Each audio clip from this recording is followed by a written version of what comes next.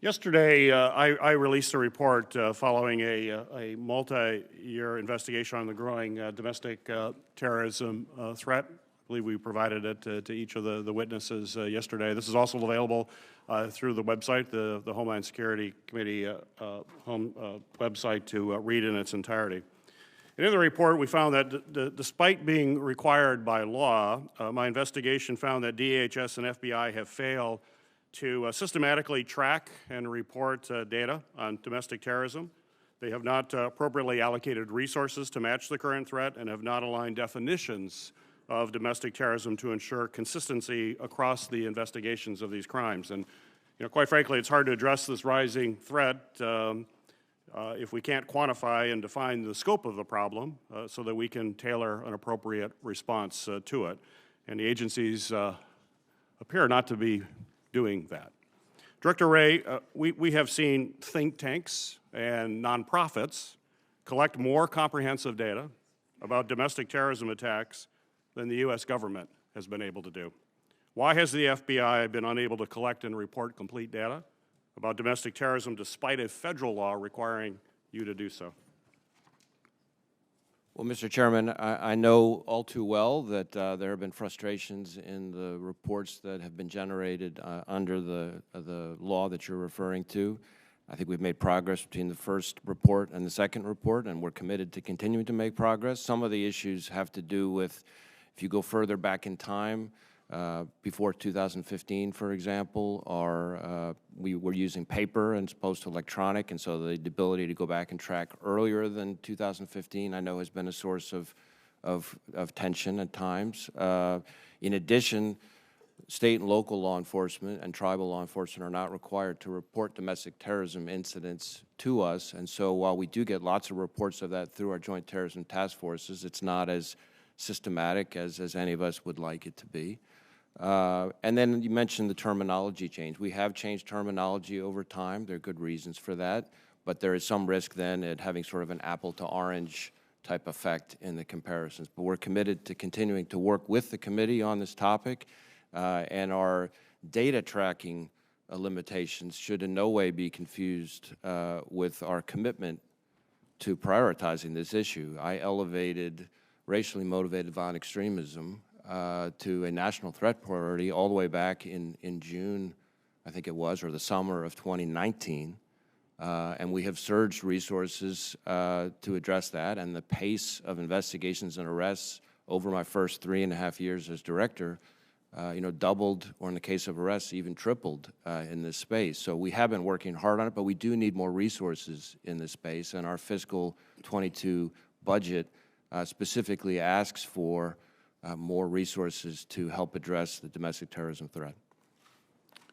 Well, I appreciate your work on this, and you're right. The second report was better than the first report, and I would hope that we could work closely together to make the third report even better, because that information is obviously critical for us to understanding the scope of the problem and then design appropriate responses to it. But I appreciate your active engagement in that, Director Wray.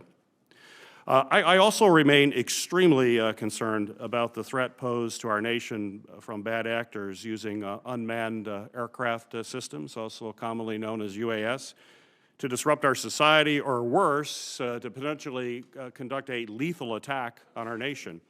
Earlier this year, this committee unanimously passed a bill authored by Senator Johnson and I to protect our nation's airports, critical infrastructure, and public spaces from these evolving threats. Secretary Mayorkas, as you are well aware, these authorities are set to expire next month on the 16th of December. Could you explain to this committee the consequences of allowing these authorities to lapse? Chairman Peters, I am deeply appreciative of your and Senator Johnson's bipartisan effort to propose legislation to not only continue our authority to counter unmanned aerial systems, but also to expand it critically. And that need is very grave. Just yesterday, I was meeting with experts who were speaking of the increased efficiency, sophistication, and capability of drones in terms of their visibility, the speed with which they can move, the distance with which they can move, and also the loads that they can carry. And this poses a real threat, and we see it very, very often, sometimes by innocent operators who mistakenly interfere with the airspace and cause aircraft to reroute their journeys, to bad actors, and we see it quite tragically in the war zone that Russia created with its unprovoked assault on Ukraine. These are extraordinarily sophisticated tools that can carry drugs, that can launch weaponry, and we must be able to counter it. It is only an increasing threat, and we hope that Congress passes the legislation that you and Senator Johnson have proposed. Thank you, Secretary. We have limited time, and I'm going to keep strict to 7 minutes for everybody. Director Wray, the FBI is the lead on protecting mass gatherings like the Super Bowl and other areas. How concerned are you about these authorities lapsing? We're deeply concerned, and we appreciate this committee's leadership on this topic. If that authority, it's important for Americans to understand that if that authority is not reauthorized next month, that public gatherings, like the Super Bowl in Arizona, like New Year's Eve in Times Square, like Formula One in Las Vegas, and I could go on, none of those things will have protection from this threat. And all the times that we have deployed with the authority that this committee has led the passage of before, we've located hundreds of drones that have been acting in violation of federal law each time. And as the threat continues to grow, we're investigating, even as we speak, several incidents within the U.S. of attempts to weaponize drones with homemade IEDs. And that is the future that is here now, and this authority desperately needs to be reauthorized. Thank you, Director Wray. The authorization from the Office of Countering Weapons of Mass Destruction is set to expire next year. In preparation, Senator Portman and I introduced a bill that reauthorizes CWMD office and empowers the newly created Office of Health Security at DHS. The bill clarifies roles and responsibilities for both offices and adds important accountability and oversight measures. Secretary Mayorkas, could you explain to this committee how the expiration of the authorization for CWMD would impact it if it expires, and particularly how important the legislation is to deal with local, tribal, and territorial partners on this critical issue? Mr. Chairman, the Office of Countering Weapons of Mass Destruction is of vital importance to the Department of Homeland Security. I think if we look back in time and we see the use of chemical weapons in Syria and the tragedies that inflicted on the people there, that's one powerful example, and we don't have to look that far back in history to understand the importance of the office. Just the fact that the potential, the specter of the use of nuclear weapons was discussed in public fora in light of Russia's unprovoked aggression against Ukraine speaks of the criticality of this office, and we do hope that the bipartisan bill that you have presented is passed. We need this office reauthorized. Thank you, Secretary. Director Abizad, how has the threat from weapons of mass destruction increased or decreased over the last 5 years? The threat that terrorists would use WMD and particularly CBRN capabilities, I think, has been sustained over that 5-year time period, certainly. Very good. Secretary Mayorkas, you ordered an internal review of at DHS after the tragic shootings in Buffalo and Uvalde to assess whether the department was effectively using its resources to address domestic terrorism and targeted violence. As a result of that review that you did, you announced the appointment of Nick Rasmussen as the full-time counterterrorism coordinator. What goals have you asked him to accomplish, and what's the time frame for him to achieve those goals? Mr. Chairman, Nick Rasmussen comes with impeccable credentials to be this counterterrorism coordinator for the Department of Homeland Security. He used to be the director of the National Counterterrorism Center, and just a distinguished career.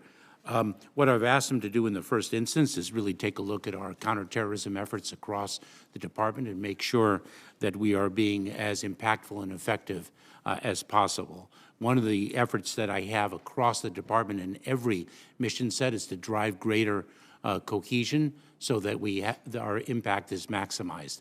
That is the first thing that I have asked him to take a look at, and I'm actually meeting with him in a few days to discuss the setting of a timeline and incremental goals along the way. And I look forward to discussing that with you. Great, we'll look forward to that. Certainly, we do have to have a coordinator overseeing all this, so I appreciate the efforts that you're making in that area. The administration just released an updated strategy and implementation plan on countering biological threats. This new strategy implements recommendations learned from the ongoing COVID-19 pandemic and the monkeypox public health emergency. Certainly, global shortcomings in preparedness for the pandemic and biosecurity may inspire adversaries to develop and use biological weapons in the future. Certainly a major concern for all of us. Secretary Mayorkas, could you discuss how DHS is working to implement the National Biodefense Strategy, and how has the creation of the Office of Health Security better aligned DHS efforts in this space? Mr. Chairman, that strategy really speaks of a whole of society approach. It's not something that the federal government can do alone, but we need state and local partners and private citizens, nonprofit organizations, academia. So it's a very holistic, inclusive approach to the problem, and that is the approach that we are taking in the department through CWMD, the Countering Weapons of Mass Destruction Office, the Office of Health Affairs, and importantly, our Office of Science and Technology with the research and development that it spearheads. And I'm grateful to this committee for really moving forward with the confirmation of Dmitry Kutsinov as our new Undersecretary for the Office of Science and Technology. So it's really a very all-of-society approach, and our leader of the Office of Health Affairs, our Chief Medical Officer, is a tremendous leader in identifying what are the greatest threats that are imminent or upon us and developing a strategy to address it. He was instrumental in our protocols to address COVID-19 in immigration detention centers along the southwest border, working with border communities to develop a real infrastructure to address that. And so we're taking a all-of-department approach in the context of an all-of-society approach that the strategy calls for. Well, that's good. This committee will deal with this issue extensively over the next couple of years, so look forward to working closely with your team to address the challenge and the threat.